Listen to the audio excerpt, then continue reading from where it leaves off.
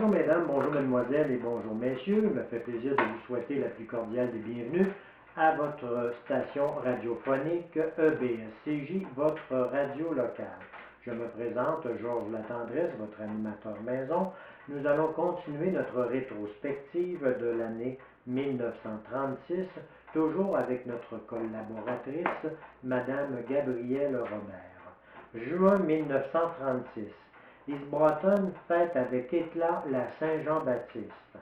La célébration de la Saint-Jean-Baptiste à East-Broughton s'est déroulée dans un bel enthousiasme. Ce fut la plus brillante démonstration de patriotisme dont notre localité a été témoin à l'occasion de la fête patronale des Canadiens français.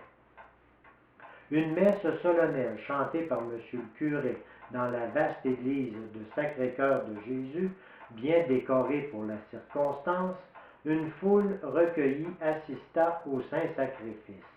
M. l'abbé Jolicoeur, professeur de théologie au séminaire de Saint-Victor-de-Tring, fit un éloquent sermon.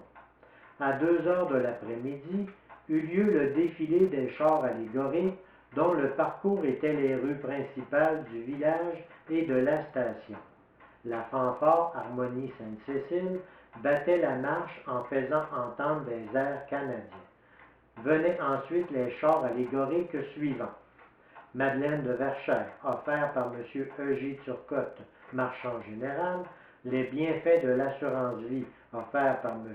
Éphrem Robert, Marguerite Bourgeois, offert par le docteur Jolicoeur, arrivée de Monseigneur de Laval au Canada, offert par M. Charles-Émile Ménard, l'achat chez nous, offert par M. Irénée Turcotte, les noces d'autrefois, offert par le docteur Groslot, Jacques Cartier à Gaspé, offert par M.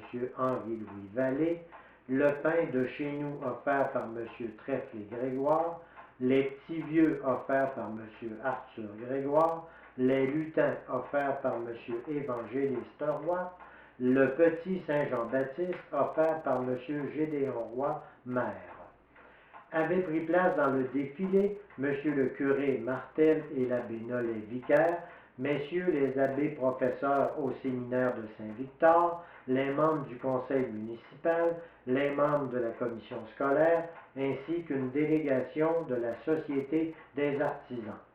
La parade s'arrêta en face de l'hôtel de ville et M. le curé félicita ses paroissiens de leurs beaux gestes patriotiques et il commenta les souvenirs que rappelaient quelques-uns de ses chars.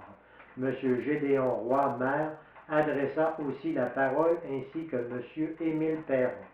Le soir a eu lieu à la salle de l'hôtel de ville une séance dramatique.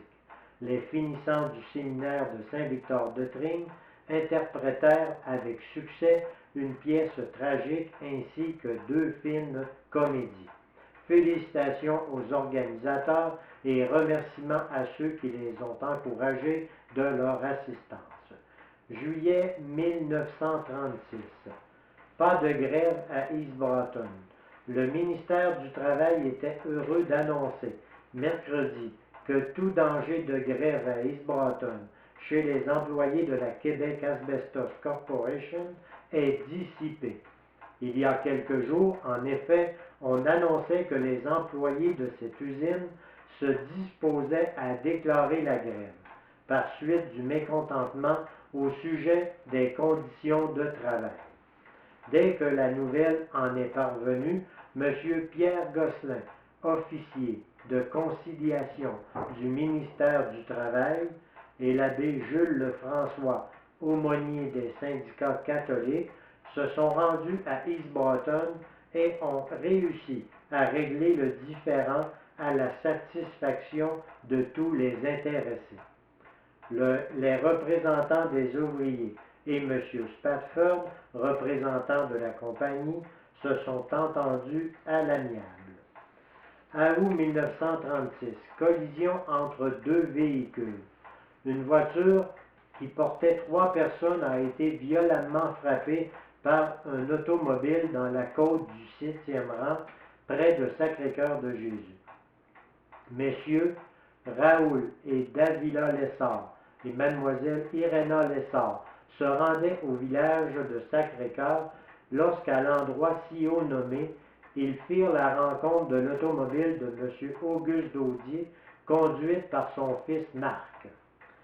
Ébloui par l'effort d'un camion qui s'en venait en sens inverse, le jeune Daudier ne put voir à temps la voiture de M. Lessard et la heurta avec violence, projetant Mlle Lessard dans le fossé. La jeune fille s'infligea une blessure douloureuse à la tête et se fractura un pied. M. Raoul Lessard traverse le pare-brise et se blessa gravement au bras et au corps. M. David Lessard fut aussi blessé légèrement. On ne s'explique pas comment il se fait que les occupants de l'auto s'en soient tirés sans être blessés mortellement. La voiture fut complètement démolie et le cheval a également été blessé. Dans l'automobile de M. Daudier se trouvaient 5 personnes et aucune ne fut blessée, mais l'auto a subi quelques dommages. Les blessés sont sous les soins du Dr Clich et on espère qu'ils se remettront assez promptement de cet accident. Septembre 1936. Noces d'or de M. et Mme Philémon Paré. M. et Mme Philémon Paré ont célébré leurs noces d'or de vie conjugale. La journée débuta à l'église où les jubilaires se rendirent accompagnés de leurs enfants, petits-enfants, parents et amis. Ils renouvelèrent au pied des saints-autels les serments de fidélité qu'ils avaient prononcés il y a un demi-siècle. M. l'abbé Fortin, neveu des héros de ce jour, fit une touchante allocution, félicitant les jubilaires et les exhortant à rendre grâce à Dieu pour les bienfaits sans nombre qu'il leur a prodigués pendant ces 50 années de mariage. Il leur présenta ensuite ses meilleurs vœux de santé et de bonheur. La messe solennelle d'action de grâce fut aussi célébrée par l'abbé Fortin. Un magnifique programme de chant fut rendu pendant cette messe. Après la cérémonie, les invités se rendirent à la résidence des jubulaires, décorée pour la circonstance avec un goût vraiment artistique. Une adresse fut lue par M. Marcel Paré, séminariste et petit-fils. Une bourse fut présentée ainsi que d'autres jolis cadeaux. Madeleine Gravel présenta à ses grands-parents une gerbe de 50 roses.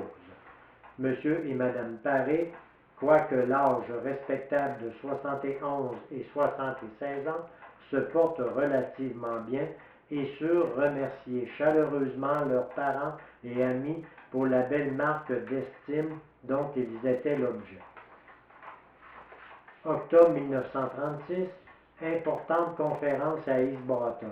Une soirée-conférence organisée par le directeur et les principaux membres de la Caisse populaire a eu lieu en la salle de l'église.